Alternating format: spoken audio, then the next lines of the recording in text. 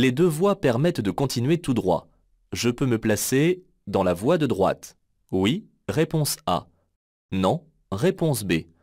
Dans la voie de gauche. Oui, réponse C. Non, réponse D.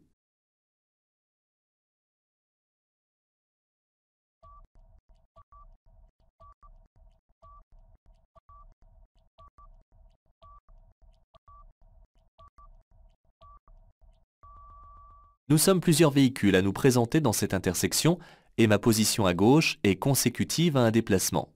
Sinon, je n'ai rien à faire sur cette file. Je peux tout aussi bien rester dans cette voie afin de continuer de dépasser les véhicules ou rejoindre celle de droite si l'espace à côté de moi est libre. Pour nettoyer le pare-brise, je peux utiliser une éponge. Réponse A. Une raclette. Réponse B. Un grattoir. Réponse C. Une peau de chamois. Réponse D.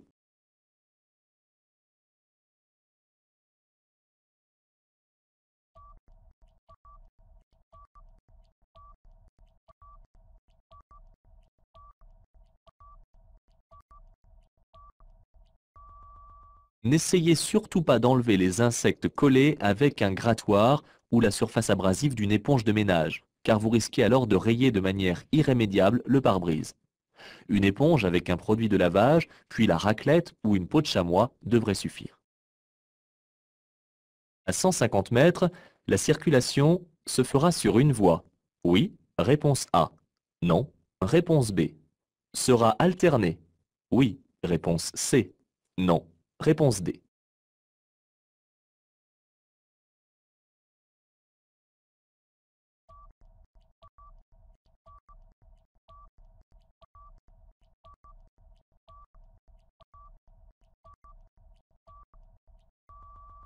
Je circule sur une route hors agglomération où la circulation s'effectue dans les deux sens. Le panneau de danger indique qu'à 150 mètres, la chaussée sera rétrécie par la gauche. La circulation se fera toujours dans les deux sens, en même temps, mais la chaussée sera moins large. Les usagers circulant dans les deux sens devront donc réduire leur allure. En stationnement ici, je risque une amende. Réponse A. La mise en fourrière de mon véhicule. Réponse B. Une perte de 2 points sur mon permis de conduire. Réponse C.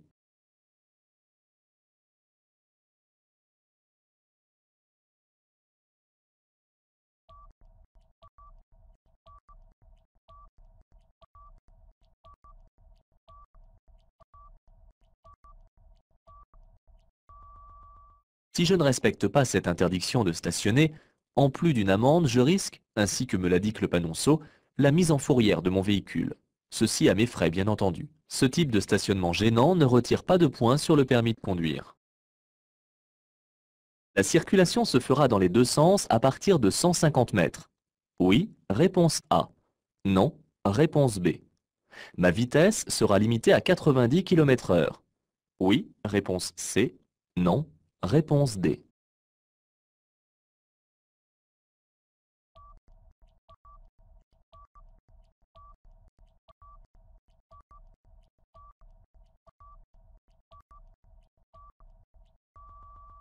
Le panneau de danger qui indique un double sens de circulation est placé à l'endroit même où se situe le danger, sauf s'il est accompagné d'un panonceau de distance. Circulant hors agglomération, ma vitesse sera limitée à 90 km/h, sauf indication plus contraignante. Pour stationner dans cette zone, je devrais laisser mes feux de position allumés. Oui, réponse A. Non, réponse B.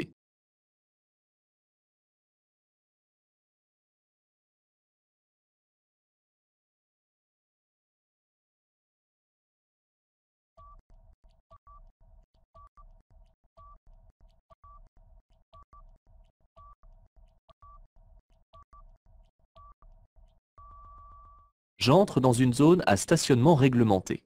Les emplacements de stationnement y sont délimités et n'empiètent pas sur la chaussée. Je n'ai donc pas besoin de laisser mes feux allumés puisque je ne gênerai pas les usagers qui circulent. L'accès de cette route est interdit aux poids lourds. Oui, réponse A. Non, réponse B. Aux camionnettes. Oui, réponse C. Non, réponse D.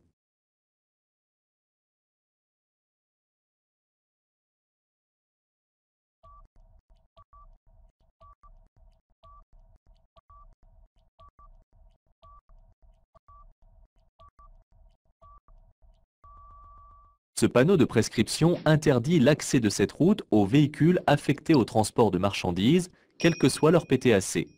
Les camionnettes sont donc concernées par cette interdiction. Dans cette situation, je m'apprête à l'arrêt. Réponse A. J'accélère pour passer. Réponse B. Je garde la même allure. Réponse C.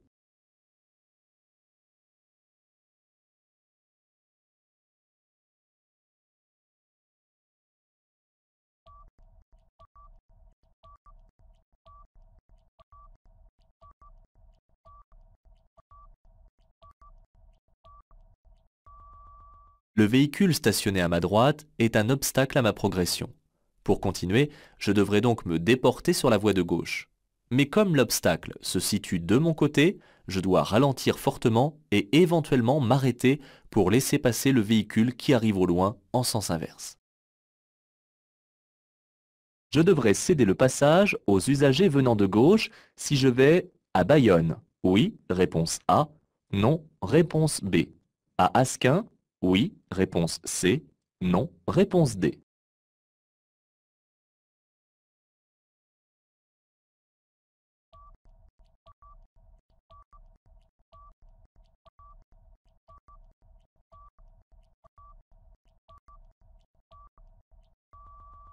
Ce panneau indique que je vais aborder un carrefour à sens giratoire.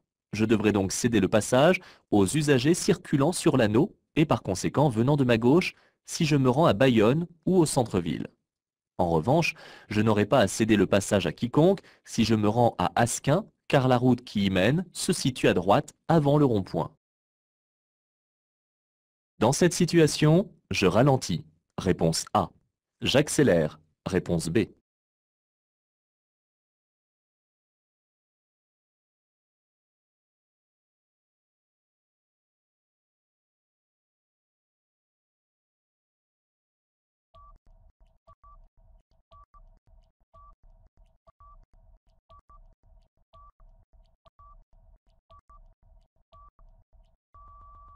Je dois ralentir tout en contrôlant mon rétroviseur intérieur, car je ne sais pas depuis combien de temps ce feu est vert.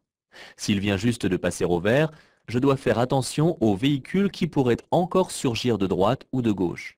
En revanche, s'il est vert depuis un moment, il risque de passer au jaune, et en arrivant trop rapidement, je ne pourrai peut-être plus m'arrêter.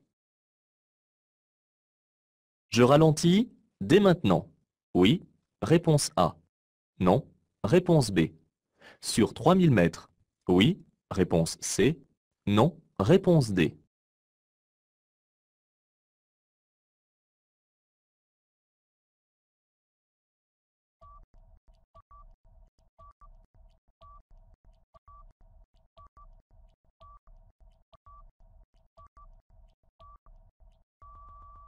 Le panneau de danger ainsi que les panonceaux qui le complètent indiquent qu'à 150 mètres, je circulerai sur une chaussée déformée et ce pendant 3000 mètres. Cette signalisation a été mise en place afin que les usagers adaptent leur allure avant d'atteindre le danger annoncé. Je dois donc commencer à ralentir dès à présent. Il est obligatoire d'avoir en permanence, dans la boîte à gants de mon véhicule, la notice d'utilisation du véhicule. Oui, réponse A. Non, réponse B. Un constat amiable. Oui, réponse C. Non, réponse D.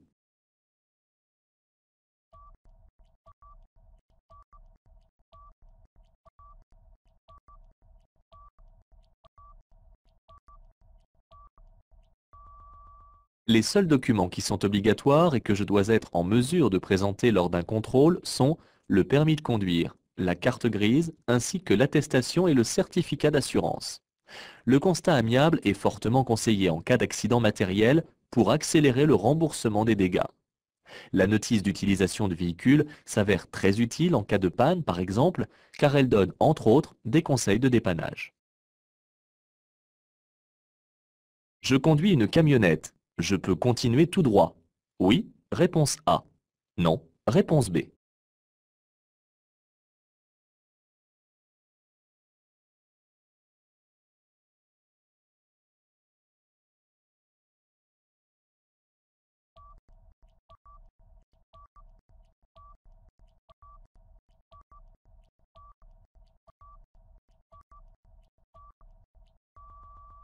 Le PTAC d'une camionnette n'excède pas 3,5 tonnes.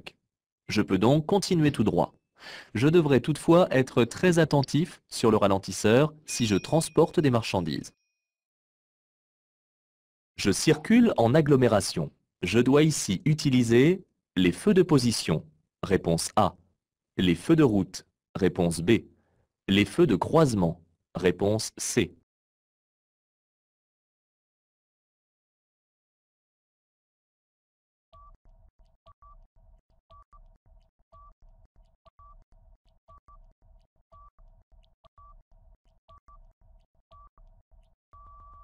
La nuit, lorsqu'il n'y a aucun éclairage public en continu, que je sois ou non en agglomération, je dois utiliser les feux de route, sauf si je suis ou si je croise un autre usager. C'est ici le cas où il existe peu d'éclairage. En cas de non-respect de cette règle, je risque une amende. Si je ne cède pas le passage aux usagers circulant sur la route, je risque une suspension de mon permis de conduire. Oui, réponse A. Non, réponse B. Une perte de 4 points sur mon permis de conduire. Oui, réponse C. Non, réponse D.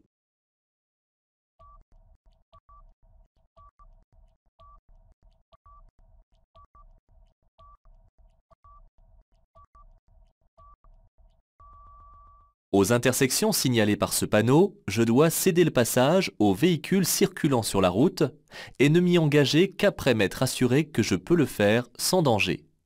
Si je ne respecte pas cette règle, je risque une forte amende, une perte de 4 points sur mon permis de conduire, ainsi qu'une suspension de ce dernier. Pour atténuer les effets de la force centrifuge, je ralentis avant le virage, réponse A, dans le virage, réponse B, après le virage, réponse C.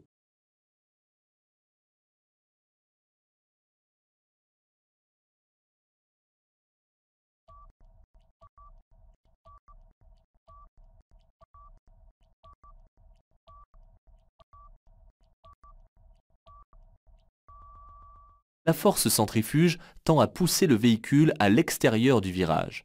Cette force augmente si la vitesse est élevée et si le virage est serré. Pour en atténuer les effets, il est donc nécessaire de ralentir avant de prendre le virage. Lorsque je suis dans le virage, je vais maintenir l'allure et éviter de freiner. C'est seulement lorsque j'aperçois la sortie du virage que j'accélère de nouveau. Je peux dépasser ce groupe de cyclistes. Oui, réponse A. Non, réponse B. Je klaxonne brièvement. Oui, réponse C. Non, réponse D.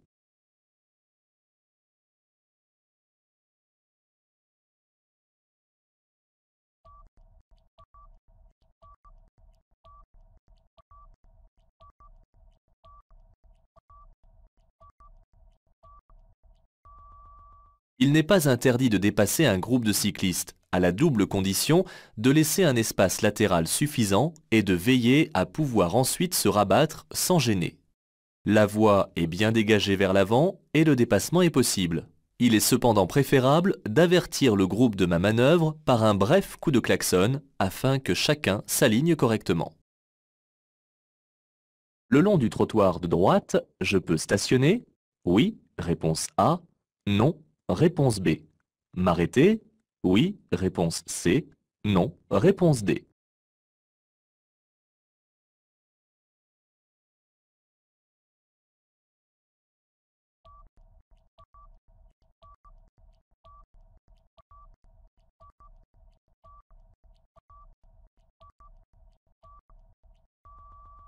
La signalisation indique que le stationnement est interdit à partir du panneau, du côté où il est implanté, et ce jusqu'à la prochaine intersection. Le panonceau rappel indique que cette interdiction porte depuis l'intersection derrière moi. Je ne peux pas m'arrêter non plus, car j'obligerai alors les conducteurs derrière moi à franchir la ligne continue. J'entre dans une zone où le stationnement est interdit le 1er, le 15, le 16 et le 31 du mois. Réponse A. Alterné tous les 15 jours du mois. Réponse B. Autorisé, mais uniquement du côté pair des maisons. Réponse C.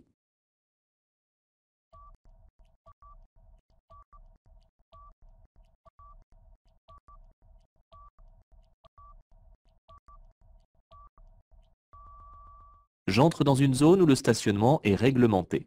En effet, celui-ci est gratuit, mais du 1er au 15 de chaque mois, je dois stationner du côté des numéros impairs des maisons et la deuxième quinzaine du côté des numéros pairs des maisons. Sauf indication contraire, le changement de côté doit s'effectuer le soir du 15 et du dernier jour du mois entre 20h30 et 21h. Avant ce panneau, la vitesse était déjà limitée à 90 km/h. Oui, réponse A. Non, réponse B.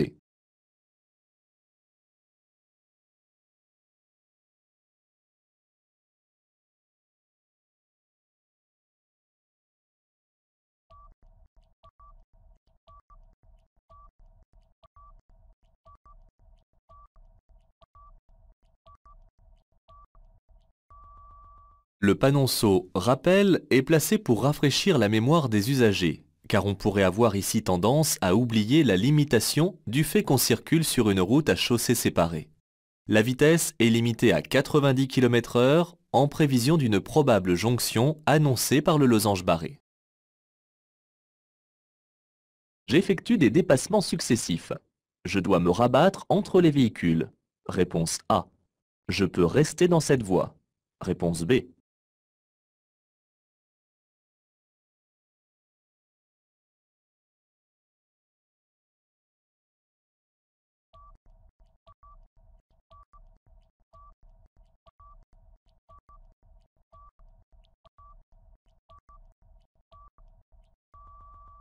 Je circule sur une autoroute.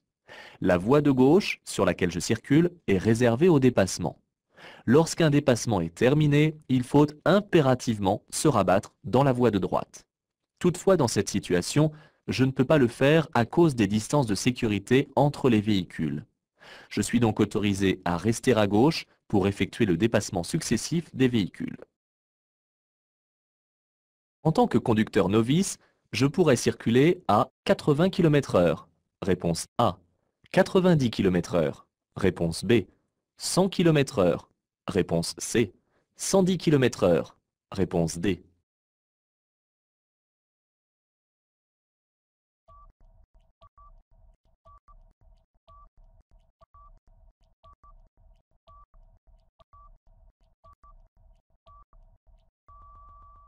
Ce panneau met fin au statut d'une route à accès réglementé.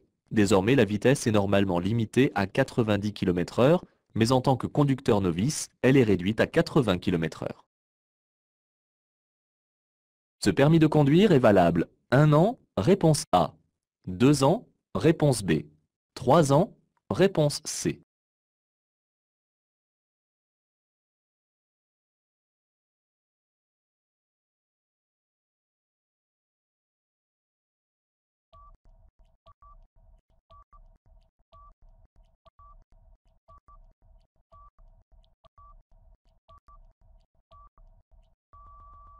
Le permis de conduire international est souvent nécessaire, sinon obligatoire, pour pouvoir conduire dans les pays hors Union européenne ou espace européen. Il est très souvent demandé par exemple lorsqu'on loue un véhicule à l'étranger. Pour l'obtenir, il faut en faire la demande auprès de la préfecture. Attention, il doit obligatoirement être joint au permis original et ne remplace pas celui-ci. Il est valable 3 ans, mais certains pays peuvent limiter à la seule durée du visa. Je vais pouvoir profiter de cet arrêt d'autobus pour m'arrêter. Oui, réponse A. Non, réponse B. Stationner. Oui, réponse C. Non, réponse D.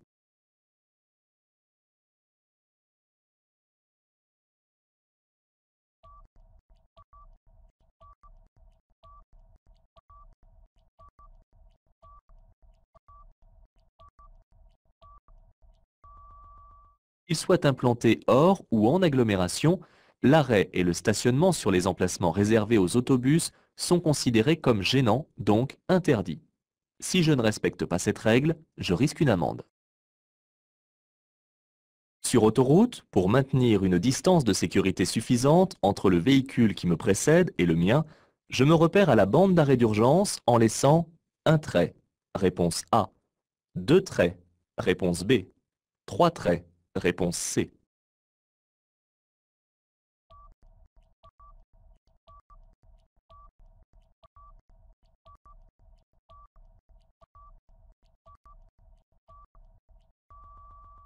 Je dois laisser une distance de sécurité de 2 secondes entre le véhicule qui me précède et le mien. En roulant à 130 km/h, je parcours 36 mètres par seconde, ce qui fait que je dois laisser un intervalle minimum de 72 mètres. Une bande d'arrêt d'urgence est constituée de traits de 38 mètres et d'intervalles de 14 mètres. Par conséquent, en laissant 2 traits entre le véhicule devant moi et le mien, j'assure un bon coussin de sécurité. Ce panneau indique la règle de priorité à appliquer. À cette intersection, réponse A. À la prochaine intersection, réponse B.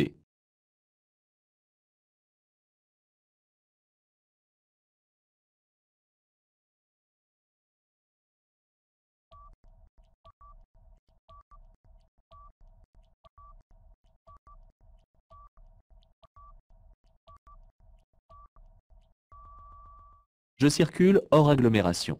Ce panneau d'intersection annonce donc qu'à 150 mètres, je vais aborder une intersection où il faudra appliquer la règle de la priorité à droite. À cette intersection, comme il n'y a aucune signalisation, c'est également la règle de la priorité à droite qui est applicable. J'ai sans doute rencontré 150 mètres auparavant un panneau identique qui me l'indiquait. Les lettres TWI représentent la marque du fabricant du pneu. Réponse A.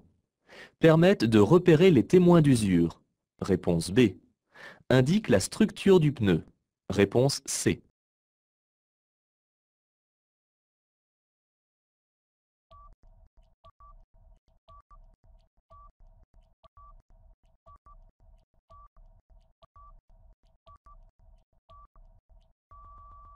Il est important de vérifier régulièrement la pression des pneus, mais également l'usure des bandes de roulement. Pour ce faire, des indicateurs tels qu'un triangle, le symbole du fabricant ou les lettres TWI sont placés sur les flancs des pneus et permettent de repérer les témoins d'usure. À noter que les sculptures d'un pneu ne doivent pas être inférieures à 1,6 mm. Exceptionnellement, je peux franchir la ligne continue pour dépasser ce véhicule. Oui, réponse A. Non, réponse B.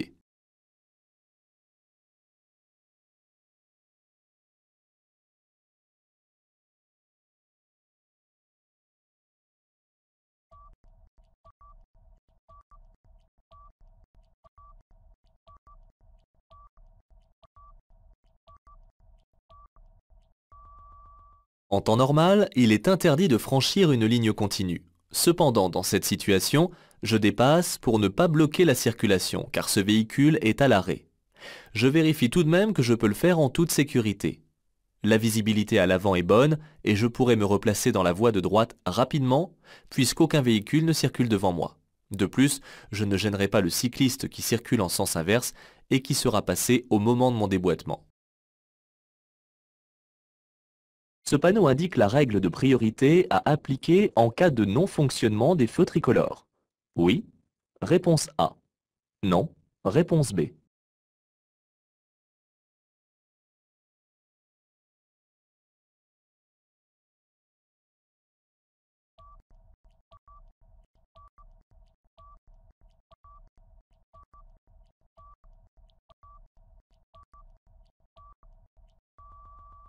Ce panneau de danger annonce la proximité de feux tricolores.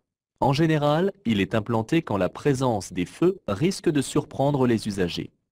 On peut ainsi le trouver par exemple avant un virage, un sommet de côte ou avant un passage piéton. Il n'augure en rien la présence ou non de panneaux d'intersection couplés au feu. Dans cette situation, je laisse passer les piétons. Réponse A. Je passe. Réponse B.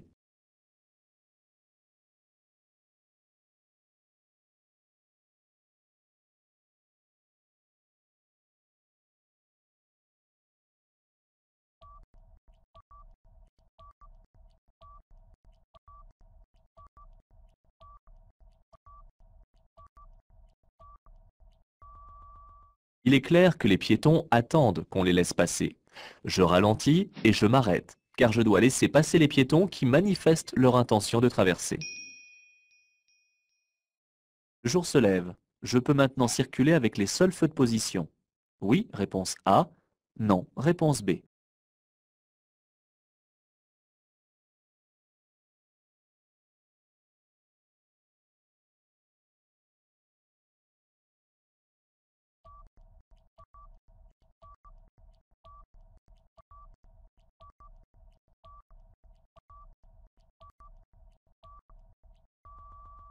Je circule actuellement hors agglomération et le jour commence seulement à poindre. Lorsque je me trouve dans cette situation de faible luminosité, je dois obligatoirement rester avec les feux de croisement allumés afin d'être vu. Dans ce cas, les feux de position seuls ne suffiraient pas. Je peux tourner à gauche si j'emmène mes enfants à l'école. Oui, réponse A. Non, réponse B.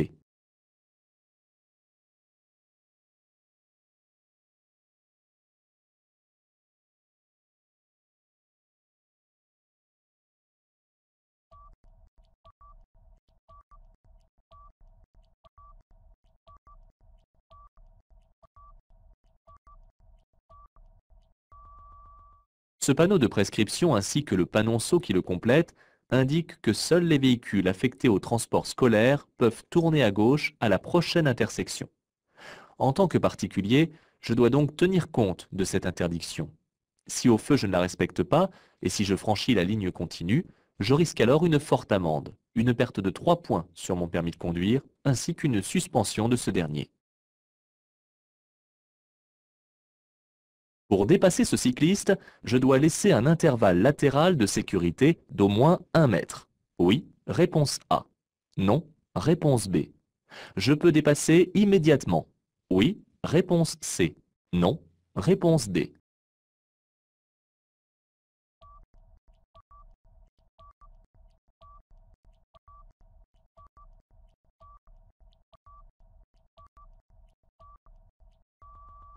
Je circule hors agglomération.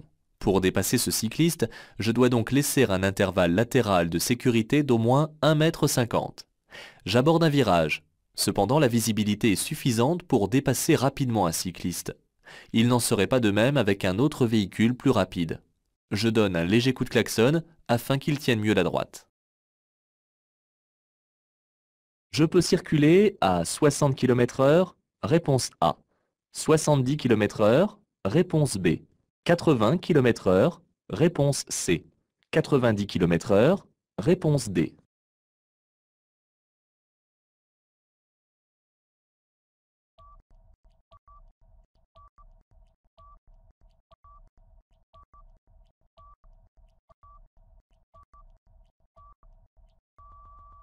Le panneau d'interdiction indique une vitesse limitée à 70 km/h. Je peux donc rouler moins vite que la vitesse indiquée, soit 60 km/h si je le désire. Cela dit, il ne faut pas non plus devenir une gêne pour les autres usagers en circulant à une allure anormalement réduite. Selon la signalisation, le premier virage tourne à gauche. Réponse A. Le premier virage se trouve à 5 km. Réponse B. La vitesse est limitée à 50 km/h à 5 km. Réponse C.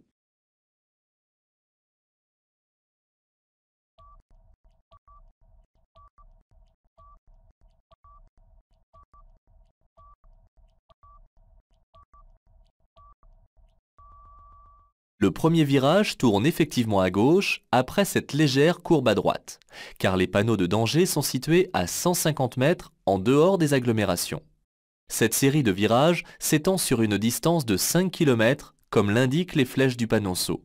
La limitation de vitesse, quant à elle, prend effet de suite à partir du panneau. Sur une place réservée aux handicapés, cette carte est à présenter en cas de stationnement. Oui, réponse A. Non, réponse B. En cas d'arrêt. Oui, réponse C. Non, réponse D.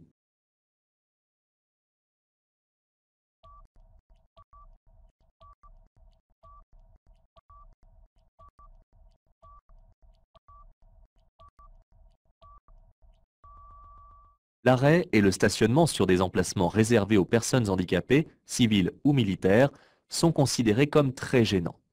En cas de non-respect de cette règle, je risque une forte amende, bien plus élevée que pour un simple stationnement gênant.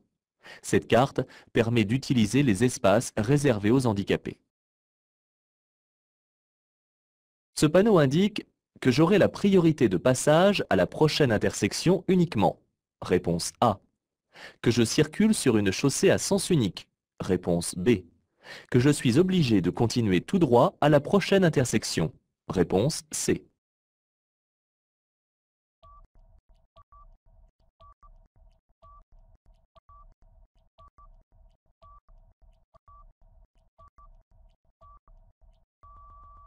Ce panneau de danger indique qu'à la prochaine intersection, à 50 mètres, j'aurai la priorité de passage, et seulement à celle-ci. Les usagers venant de gauche et de droite devront donc me laisser passer. Le panneau qui indique une chaussée à sens unique est carré à fond bleu, et celui qui oblige les usagers à continuer tout droit est rond à fond bleu. La signalisation autorise le dépassement dans cette intersection. Oui, réponse A. Non, réponse B.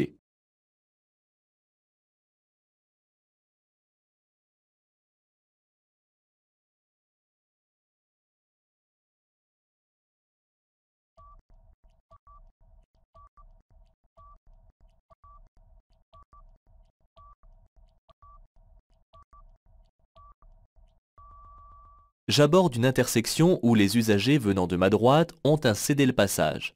Cette signalisation n'interdit pas de dépasser. Cependant, la signalisation horizontale m'interdit de le faire car la ligne axiale est continue.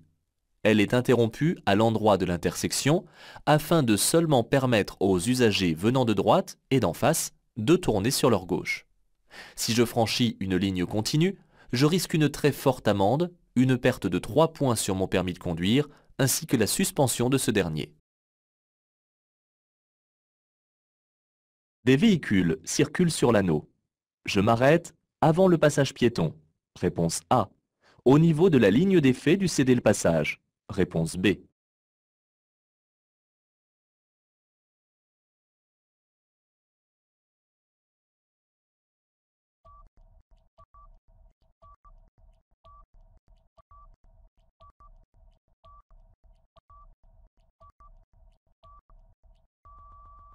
Je dois m'arrêter avant le passage piéton si des personnes sont engagées dans la traversée de la chaussée.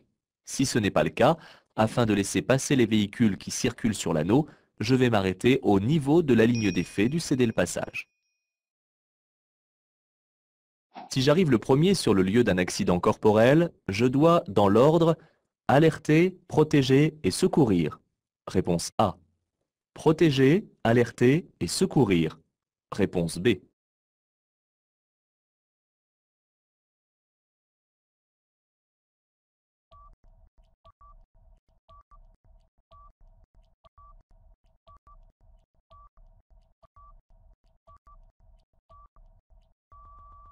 Si j'arrive sur les lieux d'un accident et que les secours sont déjà présents, je continue mon chemin afin de ne pas gêner. En revanche, si j'arrive le premier, je dois, dans l'ordre, protéger les lieux afin de ne pas provoquer de nouvel accident. Ensuite, je dois alerter les secours à l'aide du portable en composant le 112 ou à l'aide d'une cabine téléphonique en composant le 15, le 17 ou le 18. Tous ces numéros sont gratuits. Enfin, je dois secourir les blessés si j'en ai les compétences.